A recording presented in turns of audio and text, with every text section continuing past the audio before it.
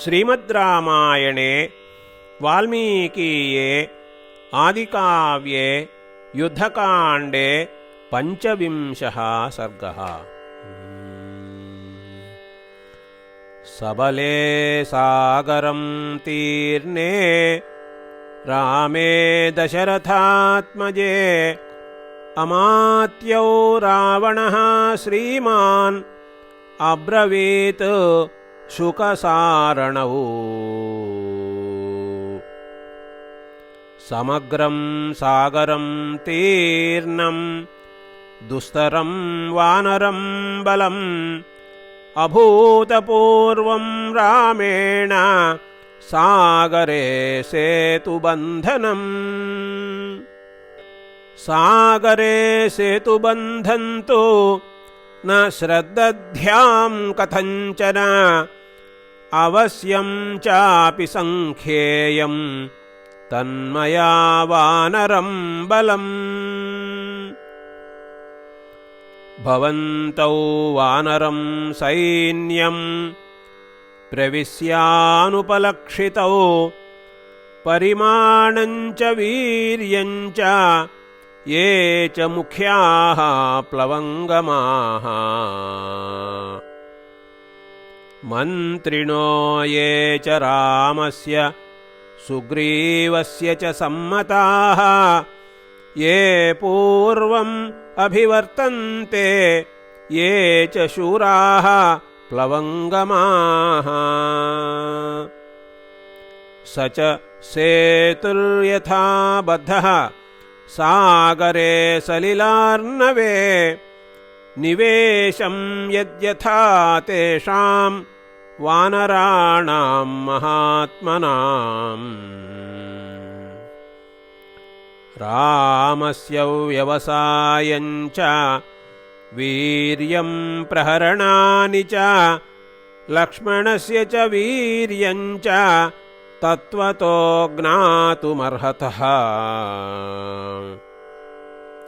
कश्च सेनापतिस्तेषां वानराणां महौजसां ये तज्ज्ञात्वा यथा तत्त्वं शीघ्रमागन्तुमर्हतः। इति प्रतिसमादिष्टौ राक्षसौ शुकसारणौ हरिरूपधरौ वीरौ प्रविष्टौ वानरं बलम्।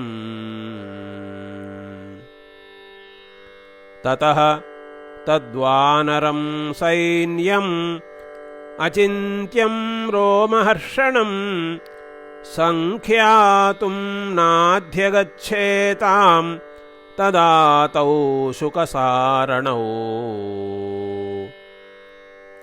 संस्थितं पर्वताग्रेषु निर्दरेषु गुहासु च समुद्रस्य च तीरेषु वनेषूपवनेषु च तरमाणं च तीर्णं च तर्तुकामं च सर्वशः निविष्टं निविशच्चैव भीमनादं महाबलम्। तद्बलार्णवमक्षोभ्यं ददृशा ते निशाचरौ तौ ददर्श महातेजाः प्रच्छन्नौ च विभीषणः। आचचक्षेथ रामाय गृहीत्वा शुकसारणौ तस्येमौ राक्षसेन्द्रस्य मन्त्रिणौ शुकसारणौ लङ्कायाः समनुप्राप्तौ चारौ परपुरञ्जय। तौ दृष्ट्वा व्यथितौ रामं निराशौ जीविते तदा कृताञ्जलिपुटौ भीतौ वचनं चेदमूचतुः। आवामिहागतौ सौम्या रावणप्रहितावुभौ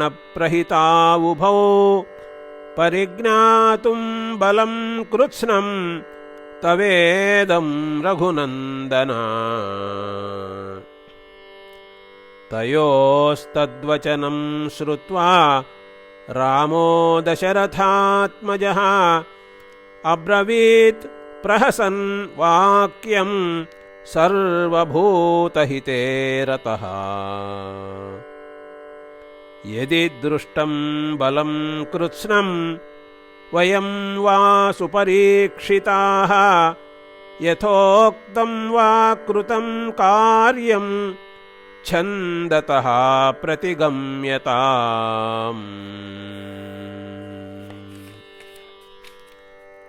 अथ किञ्चिददृष्टं वा भूयः तद्द्रष्टुमर्हतः विभीषणो वा कार्त्स्न्येन भूयः सन्दर्शयिष्यति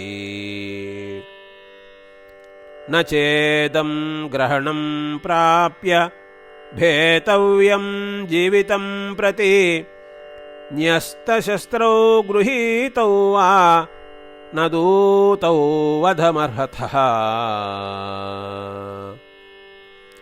पृच्छमानौ विमुञ्चैतौ चारौ रात्रिञ्चरावुभौ शत्रुपक्षस्य सततं विभीषण विकर्षणौ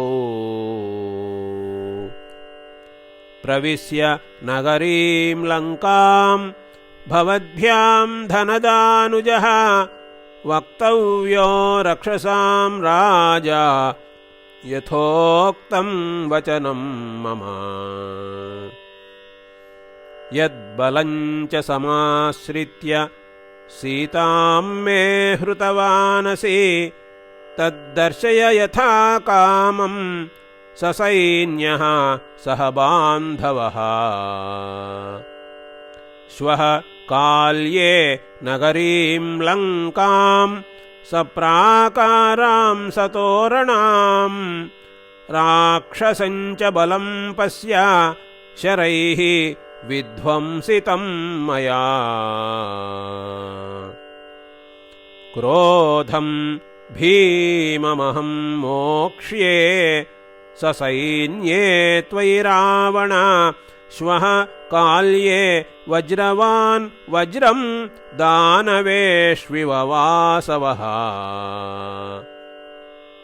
इति प्रतिसमादिष्टौ राक्षसौ शुकसारणौ जयेति प्रतिनन्द्यैतौ राघवं धर्मवत्सलम् आगम्य नगरीं लङ्काम् अब्रूतां राक्षसाधिपम् विभीषणगृहीतौ तु वधार्हौ राक्षसेश्वर दृष्ट्वा धर्मात्मना मुक्तौ रामेणामिततेजसा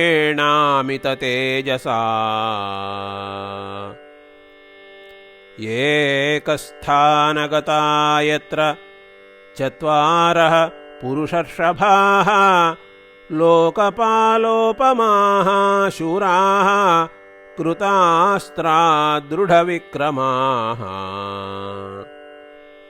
रामो दाशरथिः श्रीमान् लक्ष्मणश्च विभीषणः सुग्रीवश्च महातेजाः महेन्द्रसमविक्रमः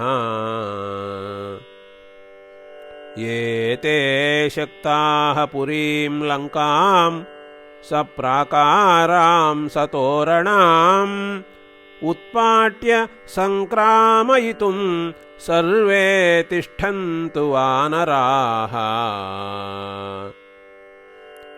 यादृशं तस्य रामस्य रूपं प्रहरणानि च वधिष्यति पुरीं लङ्काम् एकः तिष्ठन्तु ते त्रयः रामलक्ष्मणगुप्ता सा सुग्रीवेण च वाहिनी बभूव दुर्धर्षतरा सेन्द्रैरपि सुरासुरैः प्रहृष्टरूपाध्वजिनी वनौकसाम् महात्मनां सम्प्रति योद्धुमिच्छताम् अलं विरोधेन शमो विधीयताम् प्रदीयतां दाशरथाय मैथिली इति आर्षे श्रीमद्रामायणे वाल्मीकीये आदिकाव्ये युद्धकाण्डे 25 सर्गः।